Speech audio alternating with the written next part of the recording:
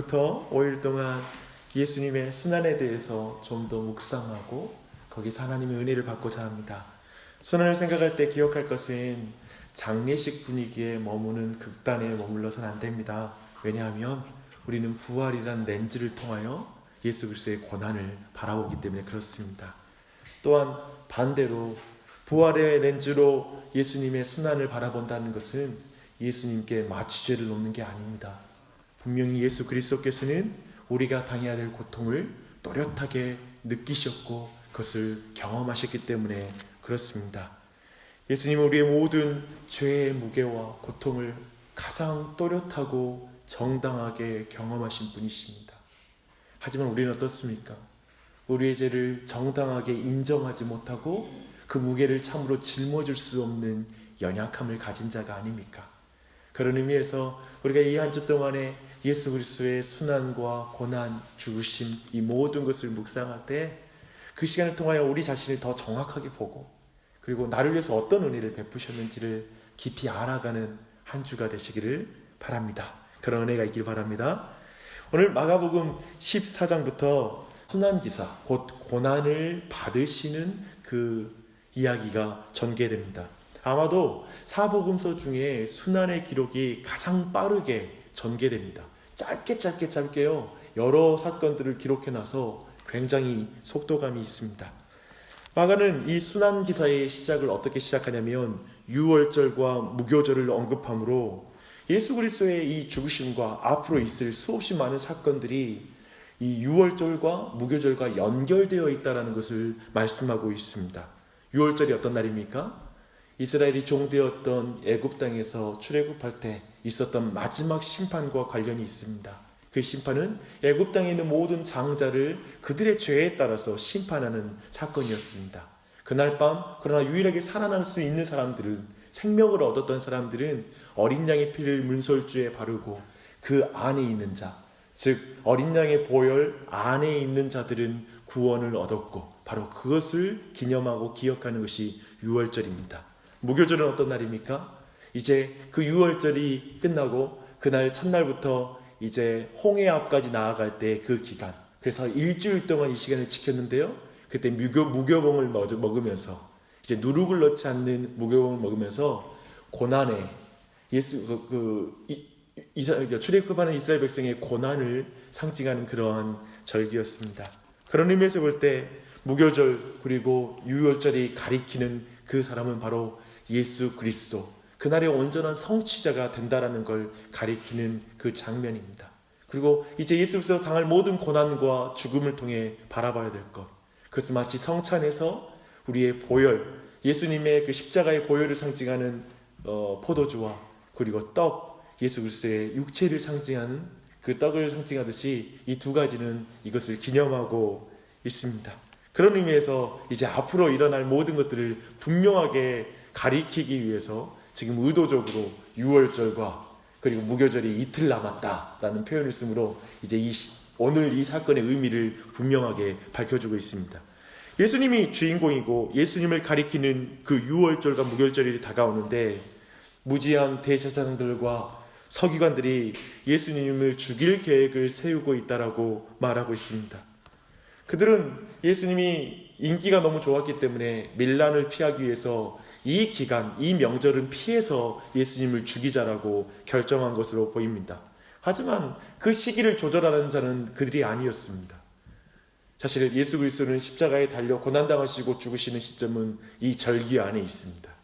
그래서 분명하게 다시 한번 참으로 유월절과 무교절에 오신 어린 양으로, 유월절의 어린 양으로 예수님이 오셨다는 걸 분명하게 하고 이를 위하여 고난을 당하신 분이시라는 걸 더욱 분명하게 말씀은 드러내고 있습니다. 오늘 우리가 살펴볼 이야기는 이렇게 당대의 종교 지도자들이 예수님을 죽일 생각만 하고 있던 그때 일어난 일입니다. 말씀을 보니까요, 베다니 나병 환자 시몬의 집에서 한 여자가 매우 값진 향유 곧 순전한 나드 한 옥합을 가지고 와서 그것을 깨뜨렸다고, 그리고 예수님의 머리에 부었다라고 말하고 있습니다. 이 행위에 대해서 마가는 어떤 사람들이 화를 내어 낭비라고 말했다고 말하고 있습니다. 그 사람들은 마태복음과 요한복음의 증언을 볼 때 제자들이었던 것으로 보입니다. 제자들은 그 여자가 괜한 낭비를 하고 있다, 대신 그 돈을 가지고, 그 많은 돈을 가지고 도리어 구제를 위한 돈으로 환산하고 있습니다. 이때에서 그 행위를 정확하게 판단하고 평가하시는 분은 예수 그리스도이십니다. 예수님은 그 여자, 곧 마르다와 나사로의 누이인 마리아를 제자들로부터 보호하고요, 그리고 도리어 제자들을 책망하시면서 말씀하십니다. 가만히 두라. 너희가 어찌하여 그를 괴롭히느냐. 그는 힘을 다하여 내 몸에 향유를 부어 내 장례를 미리 준비하였느니라. 우리는 예수님보다 제자들의 이해와 판단에 공감이 가지 않습니까? 하지만 제자들은 지금 한 여인을 괴롭히는 그 자리에 있고요, 예수님의 마음을 아프게 하는 자로 지금 그 자리에 서 있는 것입니다. 이제 곧 마가복음은 속도감 있게 예수님의 고난과 죽음을 말할 것입니다. 그런데 그 모든 것이 무엇을 가리키는지, 어떤 의미인지 모른다면 그것이 얼마나 어리석고 예수님의 마음을 아프게 하는 일이겠습니까?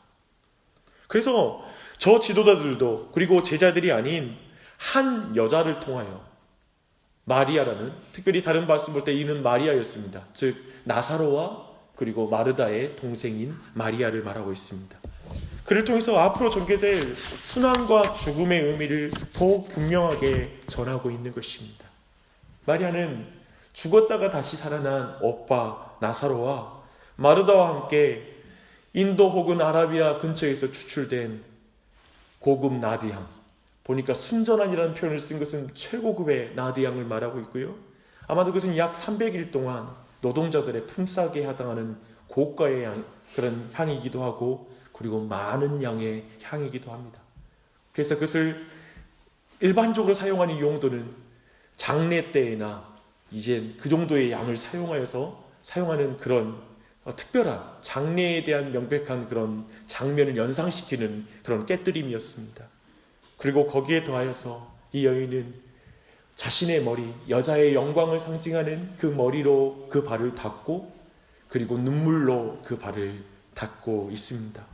이 모든 것은 얼마나 큰 사랑이 담긴, 그리고 존귀함과 소중함이 담긴, 그리고 간절함이 담긴 그러한 예배인지를 우리는 충분히 상상할 수 있습니다. 참으로 놀라운 믿음이요 행함이라고 우리가 이해할 수 있을 것입니다. 저는 오늘 이 본문에서 이 몇 가지의 부류의 사람들을 잠시 다루고 같이 기도했으면 좋겠습니다. 오늘 본문에서 우리는 여러 다양한 부류의 사람들을 만나게 됩니다. 성경을 많이 알고 있는 신학자들로 보이는 이 대제사장과 그리고 서기관들, 그들은 유월절과 무교절이 가리키는 예수님은 모릅니다. 성경은 많이 알고 있어요. 그리고 모든 종교적인 절차는 잘 알고 있어요. 교회에서 이루어지는 모든 일들을 충분히 잘 이해하고 있고, 모든 운영하는 방법도 잘 알고 있어요. 하지만 그들은 성경이 가리키는, 유월절과 무교절이 가리키는 진정한 성취자인 예수 그리스도는 알아보지 못하고 도리어 죽이는 자로, 그들을 죽이려고 하는 자로 그 자리에 서 있습니다. 그들에게 해당하는 사람은 아마도 지금의 수많은 철학자들과 종교인들을 상상할 수 있을 것입니다. 그들은 매우 윤리적인 모습으로 서 있고 종교적인 모습으로 서 있는 사람들의 대표라고 이해할 수 있을 것입니다. 근데 그들은 실제로 자신들이 믿는 바가 무엇인지, 수없이 많은 종교가 사실 그 종교심과 그리고 모든 지혜의 근원이 누구인지를 알아보지 못하고 예수 그리스도의 죽음에 대해서 전혀 자신을 위한, 죄인을 위한 죽음이란 걸 사실을 깨닫지 못하고 죽이는 자로 그 자리에 서 있는 것입니다. 교회 안에서는 너무나 종교적인 모습으로 모든 봉사와 종교적인 행함들을 충분히 하고 있는 사람들의 모습으로 서 있는 사람들일 것입니다. 그러나 성경을 읽거나 예수님을 보지 못하는 사람, 예배할 줄 모르는 사람, 예수님의 십자가와 죽음 그리고 그 부활 앞에 정말 그 마음에 자신의 죄를 발견하지 못하는 사람, 간절한 예배를 드려보지 못하는 사람, 그리고 그 은혜를 깨닫지 못하는 사람을 상징하는 것입니다. 이것이 예수님의 고통입니다. 그 사람이 예수님의 고통입니다. 그리고 그 사람들을 위해서 예수님이 고통을 당하셨습니다. 고난을 당하셨습니다. 이게 얼마나 큰 은혜입니까? 또한 오늘 본문에서 우리는 두 번째 부류의 사람을 만납니다. 제자들의 모습입니다. 예수님을 너무나 좋아했고 또한 3년 동안 예수님과 함께 했습니다. 예수님을 누구보다 잘 알고 있는 사람들이고, 그리고 예수님과 함께하는 걸 너무나 즐거워했고 그 길을 계속 걸어가기를 원했습니다. 그러나 그들은 예수님의 죽음을 상상하지 못했습니다. 끊임없이 예수님을 통하여 현실적인 힘을 얻고자 한 사람들이었습니다. 여전히 그들은 고난을 싫어합니다. 여전히 그들은 죽음을 싫어합니다. 고난을 통과한 기쁨을 이해하지 못합니다. 죽음을 통한 부활을 이해하지 못합니다. 예수님 그래서는 안 된다라고 생각합니다. 여전히 그들은 믿음이 없는 자로 서 있고요. 그 중에 어떤 자들은 이제 보지만 오늘 말씀의 마지막에 있다시피 돈 때문에 예수님을 배신하는 자로, 여전히 돈을 사랑하는 자로 그 자리에 서 있습니다.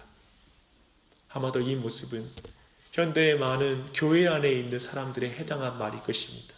그렇지 않습니까? 너무나 많이 교회 생활을 했고, 그리고 모든 게 너무나 익숙하고, 그리고 그것을 안에 누려가지만 여전히 고난이 싫은 사람, 그리고 믿음 안에서 그 고난을 통과하고 하나님께 나아가는 것, 수없이 많은 어려운 환경들이 그저 불평으로만 남는 경우, 수없이 많은 경우들이 이에 해당할 것입니다. 그러나 바로 그 사람들이, 그 제자들이어서 예수님의 마음은 더 고통스럽습니다. 또한 그 제자들을 위해서 예수님이 이 고난을 당하셨습니다. 우리를 위해 고난을 당하시고 계십니다. 그리고 오늘 본문에서 우리는 마지막으로 한 예배자를 만나게 됩니다. 한 여인이죠. 마리아입니다.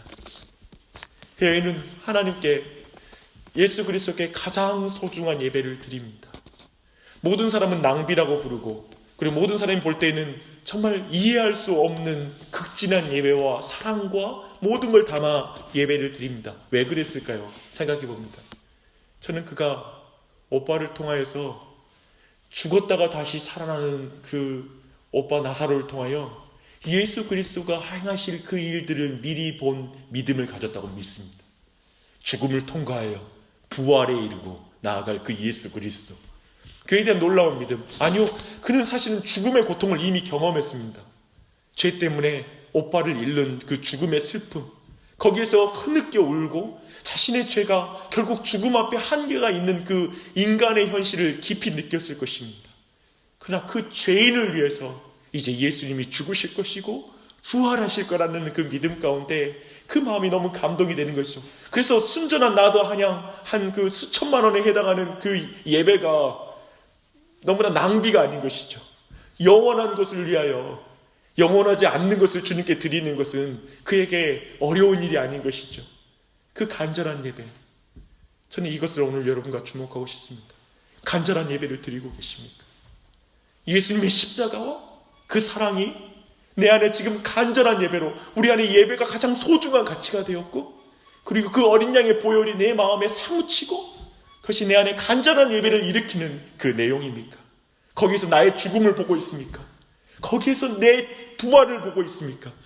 예수님의 고난에서 나의 고난을 보고 있다면, 1만 달란트 빚진 자로서의 그 빚진 자가 되었다면 주님께 우리의 예배는 어떠한 가치로 드려지고 있는지를 다시 한번 볼 수 있을 것입니다. 오늘 이 말씀은 그걸 가리키고 있습니다.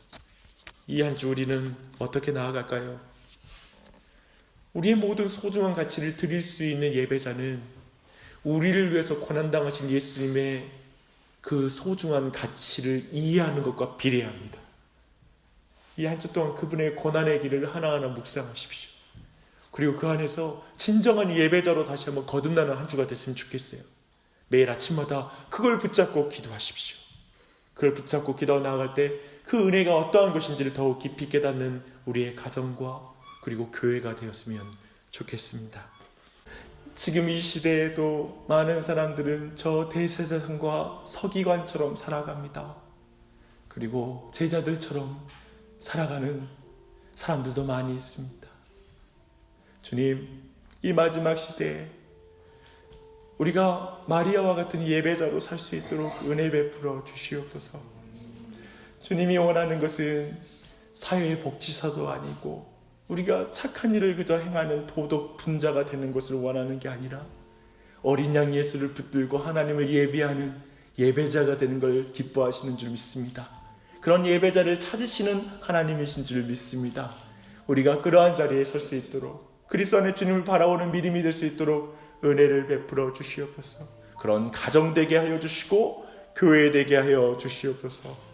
하나님, 이 한 주 동안에도 더욱 예수님 의지하여 모여 함께 말씀을 묵상하며 기도할 때 큰 은혜를 베풀어 주시고 우리 가정마다 하나님을 의지하여 나아갈 때 우리 모두가 인생에 우리에게 당한 모든 고난을 다 감당할 수 있는 믿음 되게 해주시고 주님, 우리에게 남겨진 고난을 충분히 감당해 나가는 그런 정말 믿음의 교회 될 수 있도록 은혜 베풀어 주시옵소서.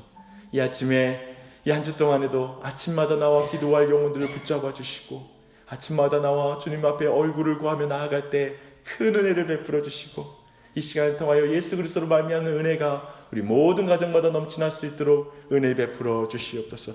온 교회에 넘치게 하여 주시옵소서. 이 시간 기도할 때 성령으로 함께하여 주시길 간구하며 예수 그리스도의 이름 받들어 기도드립니다. 아멘.